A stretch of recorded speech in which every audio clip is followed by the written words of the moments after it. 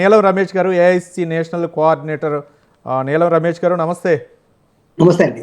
నమస్తే. ఏంటి బీసీ కులగణన ఏంటి? ఈ వెనుకబడ్డ తరగతి వారికి న్యాయం చేయాలని చెప్పేసి రాష్ట్ర ప్రభుత్వం ప్రతిష్టాత్మకంగా తీసుకున్నటువంటి ఈ సమగ్ర ఇంటింటి కుటుంబ సర్వేని ఏ విధంగా చూడొచ్చు? ఓ పక్క ప్రభుత్వం అయితే మాత్రం మీ మంత్రులు పొన్నం ప్రభాకర్ అవ్వచ్చు, లేకపోతే ఇది సామాజిక, ఆర్థిక, విద్య, ఉపాధి, రాజకీయాలకు ఉపయోగపడే విధంగా ఈ యొక్క కుల సర్వే నిర్వహించాం, వాళ్ళకు బీసీల ఫలాలు అందించాలా మా మేనిఫెస్టోలో పొందుపరిచాం. మరోపక్క పార్లమెంట్ ఎన్నికల సందర్భం కూడా ఏఐసిసి ఆధ్వర్యంలో అక్కడ మేనిఫెస్టోలో కూడా అదే పొందుపరిచారు. కుటుంబ సర్వే అంటే కుల సర్వే చేయాల్సినటువంటి అవసరం ఉందని చెప్పేసి ప్రతిష్టాత్మక తీసుకుంది. ఏంటి ఈ సర్వేపై విమర్శలు వెల్లువెత్తుతున్నాయి, దీన్ని ఎలా స్పందిస్తారు? దీనిపై రమేష్ గారు. ఇప్పుడు అందరికి నమస్తే అండి. నమస్తే. మనం మీరు చూసినట్టయితే నమస్తే. ఇప్పుడు మా దేశ నాయకుడు రాహుల్ గాంధీ గారు చెప్పినట్టు ఆ రోజు మేము ప్రకటించిన విధంగా బీసీ సర్వే చేయాలని నిర్ణయించుకొని సర్వే చేశాం. ఇప్పుడు నేను సూటిగా అడుగుతాను విద్యాసాగర్ గారిని, మేము తొందర చేసామని వాళ్ళ బాధనా, లేకపోతే వాళ్ళ బాధ ఏంటి అని మేము చేయకూడదు? అంటే ఒక్కరోజు అయిపోయి అంటే రమేష్ గారు ఇది ఏ ప్రాతిపదికన చేశారు? ఇంటింట్లో ఒకళ్ళు లేకపోతే ఏంటి, మళ్ళీ వెళ్ళి ఆ ఇంట్లో సర్వే చేశారా? ఒకవేళ తాళం వేసి ఉన్నట్టు ఇంట్లో ఏంటి పరిస్థితి? ఇవన్నీ ఉండాలి కదా. 52% గత బీఆర్ఎస్ హయాంలో ఉన్నటువంటి బీసీ జనాభా ఇప్పుడు ఎందుకు తగ్గుతారు? 46% ఎందుకు మీరు కుదిస్తున్నారు? ఇది మీ 6 పథకాలు ఏవైతే ఉన్నాయో అటన్నిటిని పక్కదారి పట్టించడం చేసిన ప్రయత్నంగా ఆయన విద్యాసాగర్ గారు చెప్తున్నటువంటి అంశం.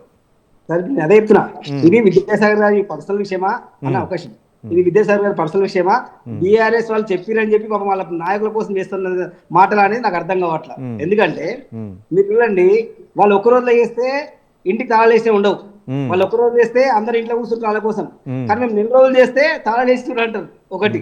తర్వాత వాళ్ళు ఇచ్చిన సర్వే ఎక్కడ బయట బహిర్గతం చేయలే, ఏదో వాళ్ళు మాట్లాడుతున్నారు, వాళ్ళు చెప్పుకున్నారు. ఎందుకంటే ఆ 10 సంవత్సరాలు మనం చూసినాం ఆ దొరల పాలనలో మన బీసీలను పేరు దాకా కూడా రానియాలి, మీరు అది మర్చిపోయారు. Okay done. తర్వాత ఈ రోజు మేము సర్వేలు చేసినాం, మేము డైరెక్ట్ పబ్లిక్ లో పెడుతున్నాం, రేపు పొద్దున అసెంబ్లీ పెడుతున్నాం, పబ్లిక్ డొమైన్ లో పెడుతున్నాం, మిమ్మల్ని రమ్మన్నాము, మీరు రావట్లేరు. మీ దాంట్లో కవిత బీసీ కోసం పోరాడితే మేము అప్రిషియేట్ చేసినాం. పొన్న ప్రభాకర్ చెప్పింది ఈ రోజు ఏం చెప్పిండు, అక్కడ నువ్వు బీసీ కోసం రియలైజ్ అయినావు, బీసీ కోసం చేస్తా ఉన్నావు, నువ్వు అప్రిషియేట్ అని చెప్పిండు. అంటే మేము అంత స్వార్థంగా మేము స్వాగతిస్తున్నాం. మీరు మాత్రం దాన్ని మళ్ళీ ఈ రోజు కరెక్ట్ టైంకి వచ్చేసరికి ఒకరోజు అని ఈ లెక్క అని ఆ లెక్క అని చాలా తప్పు. ఎందుకంటే ఇది గవర్నమెంట్ మేము ఏదో ప్రైవేట్ చేసిన సర్వే కాదు, ఇది కేసీఆర్ లెక్క ఫామ్ హౌస్ లో చేసిన సర్వే కాదు, ఇది ప్రజలలో ఉండి ఒక కలెక్టర్లు, తర్వాత గవర్నమెంట్ టీచర్లు అందరు 1,00,000 మంది.